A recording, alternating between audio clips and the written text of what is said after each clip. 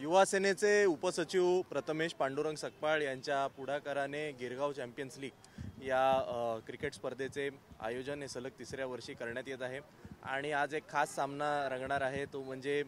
युवा सेनेचे प्रमुख पदाधिकारी विरुद्ध इलेक्ट्रॉनिक मीडियाचे आमचे सगळे दररोज जे माईक पकडून आम्हाला समोर प्रश्न उत्तरांची आमची जी फेरी चालते ती आज फील्डवर होणार आहे आणि त्यामुळे आमच्या संघाचे प्रमुख युवासेना प्रमुख आदित्य ठाकरे साहेब हे आमच्या संघाचे कर्णधार आहेत ते सुद्धा लवकरच इकडे येतील आणि अधिवेशनचा काळ आहे त्यामुळे सोमवार ते शुक्रवार अतिशय सगळ्या त्या हेक्टिक माहोलमधनं शनिवारी आज एक वेगळ्या पद्धतीने पत्रकारांसोबत थोडं पुढे मागे होईल ह्याचा आनंद आहे। सर एक दुसरा असा प्रश्न आहे की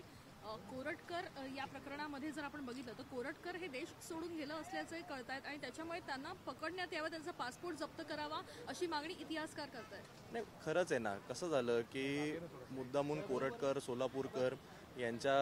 अटकेची मागणी ही जोर धरल्यानंतर त्या विषयाचं विषयांतर करायला वेगवेगळे विषय समोर आणण्यात आले पण मूळ आमची मागणी हीच होती की ज्यांनी महाराजांचा अपमान केलेला आहे त्यांना आपण का सोडून देतोय ते भाजपच्या जवळचे आहेत म्हणून आपण त्यांना सोडतोय का आणि महाराष्ट्र पोलीस हे एक जगभरात एक अतिशय चांगलं पोलीस फोर्स म्हणून ओळखलं जातं ते एका या साध्या व्यक्तीला पकडू नाही शकत का जर त्यांच्या पूर्ण महाराष्ट्रभरातून त्यांच्या अटकेची मागणी होत असेल तरी देखील जर त्यांनी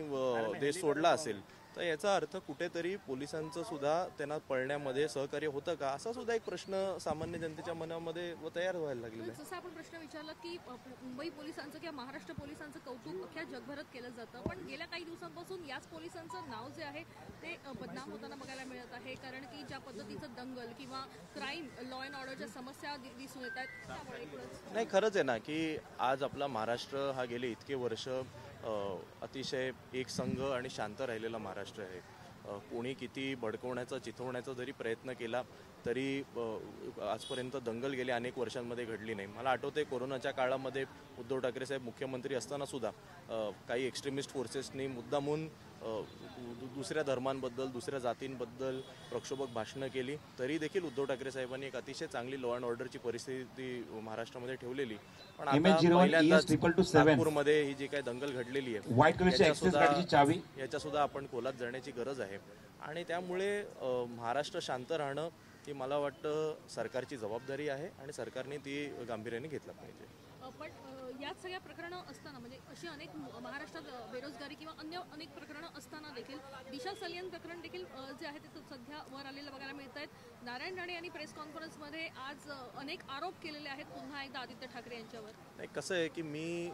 पहिल्यांदा निवडून आलो आणि मी या अधिवेशनाच्या पहिल्या दिवसापासून प्रेसशी हेच बोलतोय की आम्हाला लाखो लोकांनी निवडून दिलं या संपूर्ण अधिवेशनावर करोडो रुपये महाराष्ट्रातल्या करदात्यांचे खर्च होतात आणि हे का लोक अधिवेशन का पाहतात की बाबा त्यांच्या मनातील प्रश्न हे आम्ही विधिमंडळात मांडतो का पण ते न होता 300 वर्ष जुनी कबर आणि ह्याचं काय ना त्याचं काय आता हा 5 वर्ष जुना परत एकदा मुद्दा आणि त्यामुळे आज महागाईचा मुद्दा आहे बेरोजगारीचा मुद्दा आहे लॉ अँड ऑर्डरची सिच्युएशन आहे या सगळ्या गोष्टींवर शेतकऱ्यांचे विविध ग्रामीण भागातले मुद्दे असतात शहरी भागातले वेगळे मुद्दे असतात यावर कुठेतरी चर्चा झाली पाहिजे आणि मी हा जो काही सगळे आरोप जे काही आदित्य ठाकरे साहेबांवर वारंवार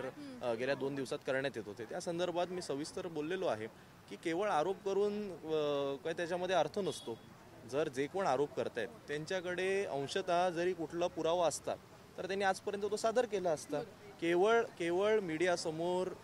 प्रसिद्धी झोकात येण्याकरता एखाद्या मोठ्या व्यक्तीबद्दल आपण आरोप केले की लगेच आपण सुद्धा प्रसिद्धी झोतात येतो पण मला वाटतं ही एक प्रसिद्धी मिळवण्याचा एक अतिशय चीप स्टंट आहे त्यामुळे आता सामान्य जनतेला सुद्धा या गोष्टीमध्ये काही फारसा रस उरलेला नाही आहे। माझी मीडियाला सुद्धा विनंती आहे की ज्या दिवशी तुम्हाला सुद्धा आता कंटाळा आला असेल तेच प्रश्न विचारून ज्या दिवशी एखादा कुठला पुरावा जर तुमच्याकडे आला तर तुम्ही त्याला अनुषंगाने प्रश्न विचारा एक कोणतरी उठतो तो काहीतरी बोलतो आणि त्यावर तुम्ही माईक धरून आमच्या मागे येता मग परत त्यांच्या मागे जाता महाराष्ट्राच्या 12 कोटी जनतेला या कशातही इंटरेस्ट नाही आपण जनतेच्या विषयांवर बोलू।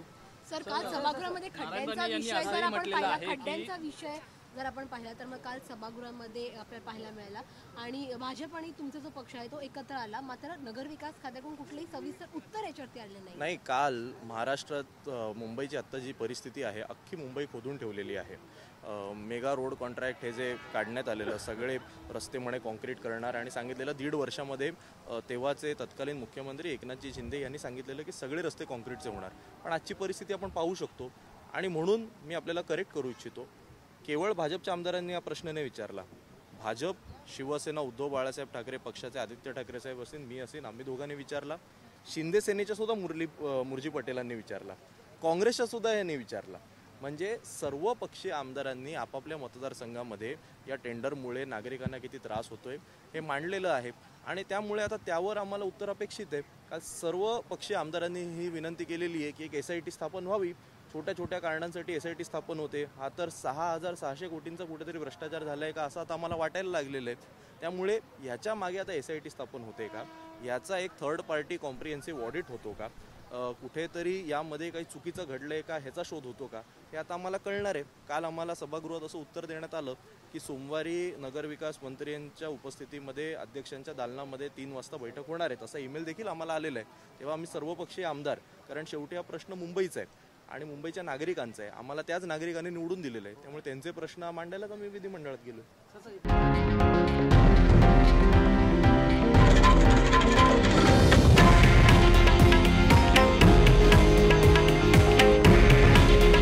हे आहे देशातील नंबर 1 न्यूज नेटवर्क आणि आपण पाहत आहात TV9 मराठी. काळजी तुमची, हित महाराष्ट्राचं.